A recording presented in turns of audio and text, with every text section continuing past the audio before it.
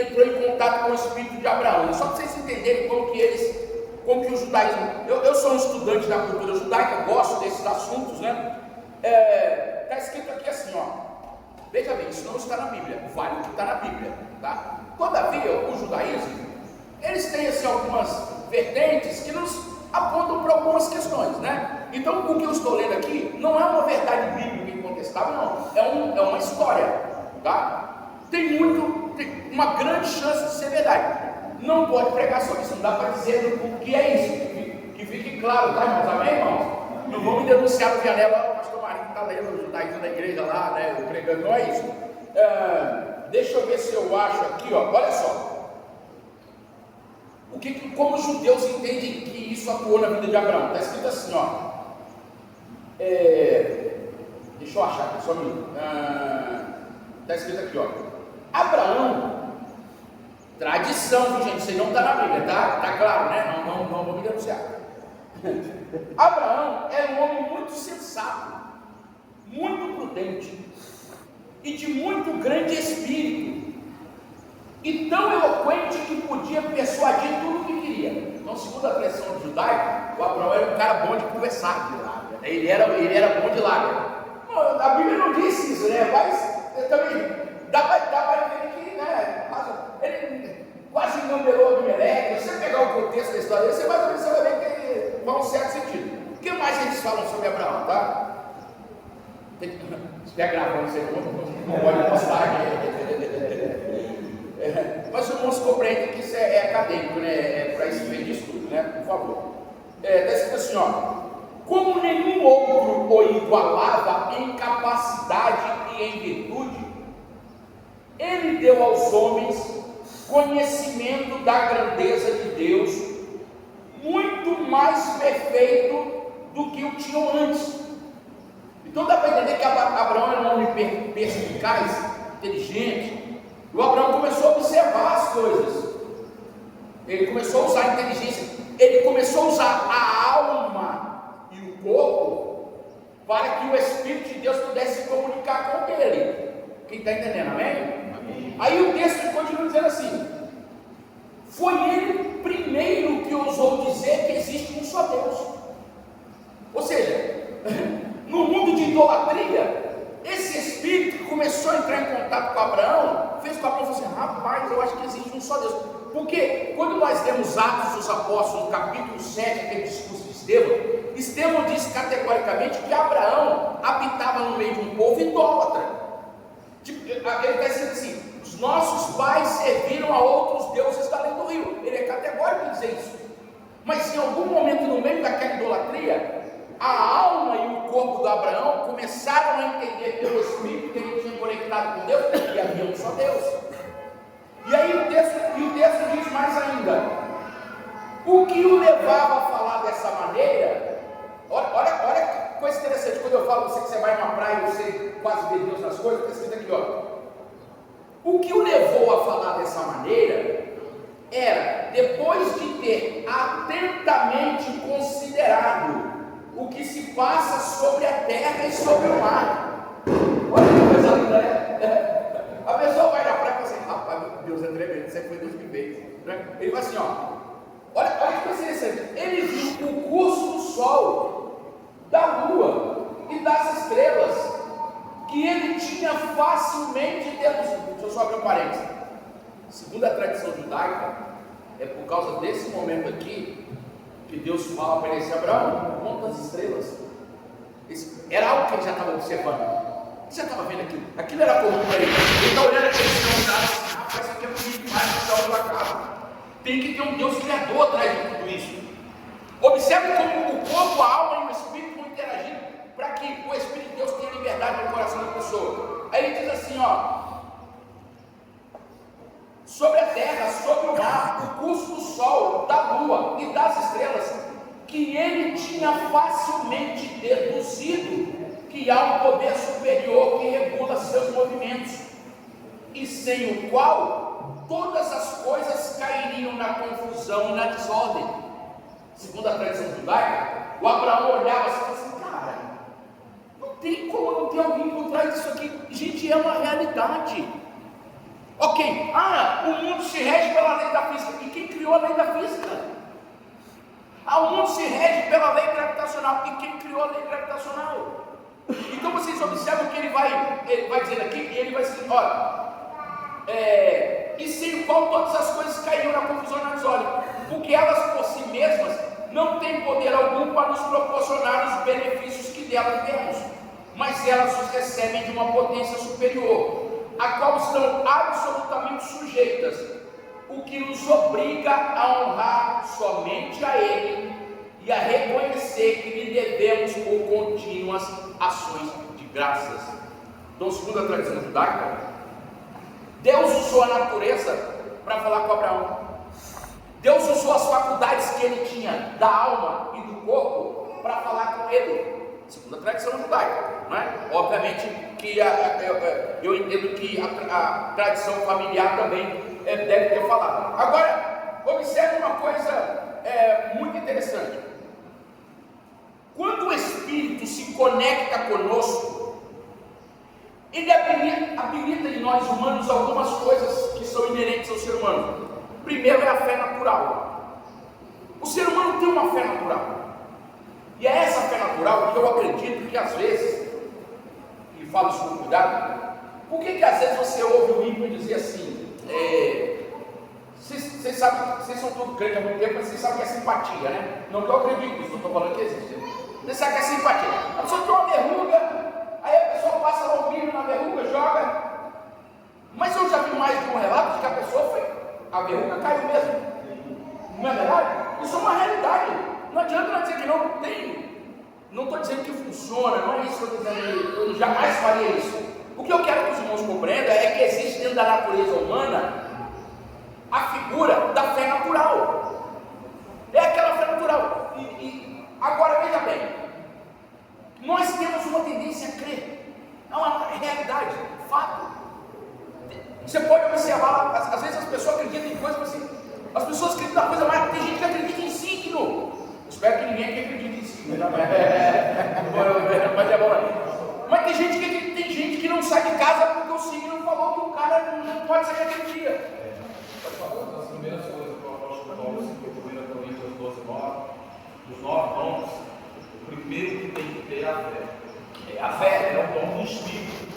Agora o Washington tocou no ponto que é importante. Veja bem, a nossa fé natural, olha, presta atenção, a nossa fé natural precisa de palavra para que ela se transforme numa fé salvadora. Aí que está o segredo da coisa. Quando a fé natural encontra a palavra, aí surge na pessoa a fé salvadora. Quando a fé natural encontra a palavra, porque o que acontece? Você tem a sua fé natural. Quando a palavra te mostra o estado que você se encontra e onde é possível você chegar, surge em você aquele desespero: eu preciso de Jesus, né? O Lázaro, domingo passado, entendeu isso, né, Lázaro? O Senhor, ele entendeu que ele precisava de Jesus e ele aceitou Jesus como Salvador da vida dele. E eu louvo a Deus pela decisão dele, porque ele tinha uma fé natural, mas quando foi confrontado pela palavra, surgiu nele uma fé salvadora. Eu preciso de um Salvador. E é muito interessante, irmãos, porque quando nós nos conectamos a Deus, aí nós começamos a desenvolver outras habilidades no nosso relacionamento com o Senhor, não é? Por isso que a obra inicial do Espírito Santo começa na nossa consciência. Ela nos desperta para a culpa, pelo pecado, está escrito aqui, e apontando a necessidade de perdão. Então, quando o Espírito Santo entra em nós, e quem convence o ser humano do erro, do pecado, da justiça e do juízo, é o Espírito Santo. Ninguém aceita Jesus se não for por ação do Espírito Santo. Porque o espírito humano, apesar de ter uma fé natural, ele precisa da palavra para ter em si despertada a sua fé salvífica. E aqui está um ponto importante de que nós precisamos, através do Espírito, alimentarmos o nosso espírito pelo Espírito de o Espírito de Deus vai remover a incredulidade. Está escrito aqui, ele até comentou aqui, ó, o Espírito de Deus remove a incredulidade, produzindo fé mediante a palavra. Aí que está o segredo da coisa. É por isso, irmãos, que nós precisamos pregar a palavra. É por isso que as nossas ações têm que estar revestidas de palavra. Por isso que os nossos cultos têm que ter palavra. Por isso que nas nossas conversas tem que haver palavra. Por isso que nas nossas postagens tem que haver palavra. É por isso que na nossa interação com os amigos tem que haver palavra. É a palavra. Por isso que nós temos que aprender a palavra, estudar a palavra, comer a palavra e viver a palavra. Porque a palavra vai entrar em contato com a nossa fé natural e isso vai produzir em nós uma fé salvadora. É através da palavra. E aí nós temos um ponto importante, que quando nós nos conectamos ao Espírito, né? E aí tem um ponto importante, né? Quando nós... está desligado? Quando nós nos conectamos ao Espírito, surge uma nova criatura. É aquilo que o apóstolo São Paulo diz. Está escrito, ele até colocou aqui, ó, no tópico 1, a obra inicial do Espírito. Esse novo homem, o homem espiritual, obtém uma mente renovada e passa a viver guiado pelo Espírito de Deus. Quando o Espírito de Deus se conecta com o seu Espírito, e através da palavra, veja bem, é preciso a palavra, ok? Veja bem, o Espírito de Deus se conecta conosco. Passou muito, peraí, deixa eu só ver, peraí. Eu nunca sei a versão que o povo começa, peraí. Peraí, para cima, né? Isso, obrigado, obrigado. Então está escrito assim, ó. Primeiro, número 1, vocês estão dando para ver lá. Consciência e fé. Quando o Espírito Santo de Deus te toca, surge uma consciência, fala assim, cara, rapaz, eu sou um miserável pecador, eu preciso de Jesus. Eu preciso de Jesus. Quando você aceita Jesus, o Espírito Santo começa a te ensinar e começa uma nova vida. O Espírito Santo te pega pela mão. Eu nunca vou me esquecer, irmãos, a primeira vez que tendo aceitado Jesus, eu comecei a ler a Bíblia. Aquilo parecia um mundo novo para mim. Eu falei, gente, como é que isso estava aqui? Ninguém nunca me falou. Eu até comentei um dia desse aqui. Na hora que eu cheguei no capítulo 39 do Gênesis, que eu vi aquela história de José, gente, eu falei assim, meu Deus do céu, mas nenhuma literatura do mundo tem coisa tão bonita quanto isso. E eu me lembro que assim, eu não conseguia. Quando eu me converti, eu me lembro que eu li a Bíblia toda pela primeira vez em um mês e meio. Vocês acreditam? Eu sei que vocês são crentes, vocês não sabem que eu não vou mentir, né? A minha fome era tanta que eu não conseguia parar de ler. Eu lia dia e noite. Eu lia dia e noite, eu não conseguia parar. A minha mulher não era crente, ainda ela ficou brava comigo, você ficou fanático. Você só lê Bíblia o dia todo, você não conversa mais com a gente, você não brinca com as crianças, você só lê a Bíblia. E eu não conseguia, eu fiquei hipnotizado por aquilo. Aí eu me lembro que sabe o que eu fiz, a estratégia que eu usei? Isso, para não criar nenhum atrito em casa, eu comecei a ler a Bíblia de madrugada, escondido no banheiro. Eu acordava meia-noite, eu esperava todo mundo dormir, eu acordava. Aí é um mistério que até hoje eu não sei explicar, irmãos. Eu acordava de madrugada, deixava um montinho da coberta, ia para o banheiro e ficava lendo Bíblia até 6 horas da manhã. E eu ia trabalhar no outro dia sem sono nenhum. Eu nunca entendi como isso aconteceu. Eu não entendi. Até hoje eu não sei. Eu li a Bíblia a noite toda, aí de manhã eu ia trabalhar sem sono. Eu não sei como isso aconteceu. De maneira que quando deu um mês e meio, eu li a Bíblia toda, eu falei, eu preciso ler de novo. Eu preciso ler de novo. Mas sabe o que era isso? Era o Espírito de Deus em conexão com o meu Espírito, me ensinando através de uma nova vida. E aqui, irmãos, é uma coisa, é muito interessante, porque quando nós nos conectamos com Deus, o nosso Espírito se entrelaça com o Espírito de Deus, de maneira que nós começamos nós não somos deuses, tá? Fique claro, né? Os mormons que acreditam dessa forma. Os mormons acreditam que... Esquece o mormon, vai. Não é assunto para hoje não. Mas Os mormons, vou falar, senão vai ficar na prioridade. Os mormons acreditam que se você for um ser humano bom, você vai ter o direito de povoar um novo planeta. E é por isso que eles deram origem ao Superman. Não é errado não filme do Superman não, tá? Eu fui com os meninos da igreja no cinema entender essas crianças, eu levei as crianças no cinema para ver o Superman. O Niquinho foi, o Pedro foi, eu fui com os meninos, eu e Ezequiel fomos com os meninos ver o Superman. Não há nenhum pecado. Mas eles acreditam que Jesus era alguém que, isso é uma heresia, tá gente? Óbvio, né? Que Jesus foi alguém que fez a sua missão muito bem num outro planeta e ganhou o direito de povoar o nosso. Eu falo assim, gente, ó, pelo amor de Deus, né? E a quem acredita nisso? Agora fala de Jesus para a pessoa não crer, né? Eles falam que as bodas de Caná é o casamento de Jesus com Maria Madalena. Você fala, meu Deus do céu, pois não faz sentido. Mas enfim, esse assunto não tem nada a ver com hoje aqui. Voltamos. Agora, como que é essa mente renovada? Essa mente que é renovada por Jesus, ele começa a te guiar pelas verdades de Deus. Ele começa a te mostrar como são as grandezas de Deus. Então, quando nós, o tópico 2 lá, tópico 1 e 2, é assim, a pedagogia do Espírito. A regeneração é o início de uma nova dimensão de vida, uma nova vida agora espiritual, porque quando o Espírito se conecta conosco, nós passamos a dar valor não apenas às coisas da terra, nós passamos a dar ouvido às coisas do Espírito. As coisas do Espírito passam a ter mais importância para nós. E o crente que está muito preocupado com as coisas dessa terra precisa ficar ligado, se ele verdadeiramente está ligado às coisas do céu. Nós não somos desse mundo, irmãos. É legítimo trabalhar, ter coisa que é óbvio que é, não estou dizendo que isso é errado, não. Mas não faça disso um fim por si só. Busque o reino de Deus primeiro. Deixe o Espírito Santo de Deus trabalhar na sua vida. Deixe o Espírito Santo mudar você, renovar a sua mente. Deixe ele te mostrar uma novidade de vida. Deixe ele te ensinar como é viver no Espírito, irmãos. Louvado seja o nome do Senhor. Porque esse Espírito é ele que nos ensina. É ele que nos guia. E quando o Espírito de Deus entra em contato conosco, começa uma guerra.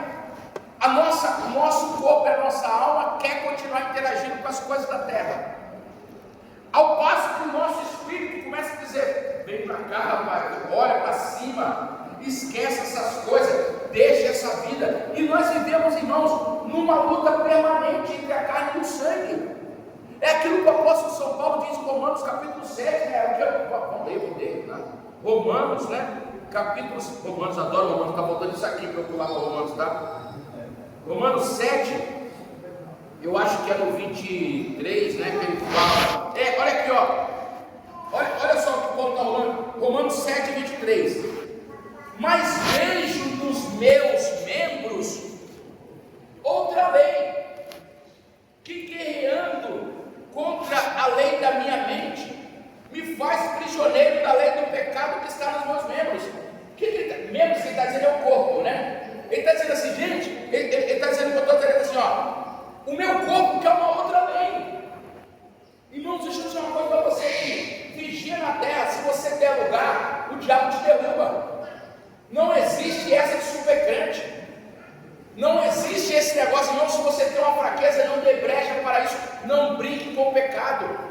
Sai fora. Não abra a porta para ele nem iniciar. Não comece uma conversa. Não responde aquele oi sumido. Irmão, esquece isso. Porque se você deixar abrir a brecha, os nossos. Gente, se o apóstolo São Paulo, né? Agora vamos jogar a real aqui. Se o apóstolo São Paulo, o apóstolo dos gentios, aquele que Jesus apareceu para ele, falou que ele é um vaso escolhido para levar o nome dele diante dos gentios e dos reis da terra, está dizendo que o meu corpo, ele está dizendo assim, ó, os meus membros querem outra lei, guerreando contra a lei da minha mente. Lei da minha mente é uma palavra para dizer o Espírito que está em nós. Ou seja, e ele continua dizendo assim, me faz prisioneiro da lei do pecado que está no meu membro. Irmãos, nós somos prisioneiros desse nosso corpo. Se nós dermos brecha, nós pecamos de várias formas. pecamos com a língua, pecamos com os olhos, pecamos com as mãos, pecamos com os dedos, com os olhos, com os ouvidos. Você dá ouvido à fofoca, essas coisas, tudo isso aí nós pecamos. Então nós precisamos vigiar na terra e fazer com que alimentar o espírito e não alimentar a carne. E o apóstolo Paulo está dizendo assim, no verso de número 24: miserável homem que eu sou. O apóstolo São Paulo está dizendo: miserável homem que eu sou. O Mário vai dizer que é o bonzão da história? Claro que não, eu sou muito mais fraco que o apóstolo São Paulo. Se o apóstolo Paulo está dizendo que ele é um homem miserável, porque somos nós. E aí está um ponto muito importante, porque eu até categorizei aqui, qual que é o despertar da consciência? Primeiro, fé natural. O Espírito mostra que Deus existe. Você tem consciência, cara, pregação do Evangelho, tem que ter palavra. Tem que ter palavra. Quando tem a palavra, aí vem o convencimento do Espírito. Agora, vocês observaram que o Espírito Santo só vai convencer alguém se você pregar? Acabou, né? Não dá. É necessário que a gente pregue a palavra, para que o Espírito Santo tenha elementos para convencer o espírito do pecador de que aquele corpo, que aquela alma, que aquele espírito precisa de Jesus. A gente precisa pregar, a gente precisa estar lá. E se o pecador não vem aqui, a gente tem que ir na praça, a gente tem que entregar o folheto para o amigo do trabalho, a gente tem que convidar o amigo do trabalho para ele vir ouvir a palavra aqui, sentar aqui e ouvir a palavra. E todo mundo tem que ter palavra. Tem igreja por aí que é só cantoria, tem igreja por aí que canta, no final dá um versículo, amém, glória a Deus. Não, está errado. Tem que ter palavra, tem que ter apelo, tem que dar oportunidade. Aí qual o terceiro passo? O Espírito Santo convence, e aí depois você vive uma vivificação. Por quê? Porque nós estávamos mortos em nossos delitos, o nosso corpo nos leva para a morte. Quando o Espírito Santo se comunica com o nosso espírito, é produzida em nós uma vivificação. O hino que eu mais gosto da harpa cristã é aquele vivifica. A gente quase não ouve na igreja, é o hino que eu mais gosto, e é curtinho, É um hino que eu gosto muito. E que fala da vivificação. Porque se nós verdadeiramente tivermos a Cristo, nós seremos vivificados, E aí a nossa mente será renovada. Muito bem. No tópico 2, nós temos aqui um ponto importante, que é o testemunho. O Espírito testifica ao Espírito. Romanos, no capítulo 8, é riquíssimo quanto ao tema da função do Espírito humano na comunicação com Deus.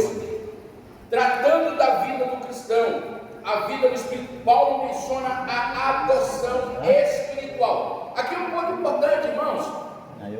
Porque quando o Espírito Santo testifica conosco,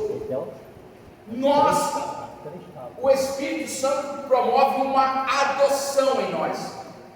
Isso aqui é uma coisa muito importante. Nós somos filhos adotivos. Mas o filho adotivo, hoje a lei é um pouco parecida, mas na época que o texto foi escrito, quando você era adotado, você perdia todo e qualquer direito da família anterior e passava a ter o direito da nova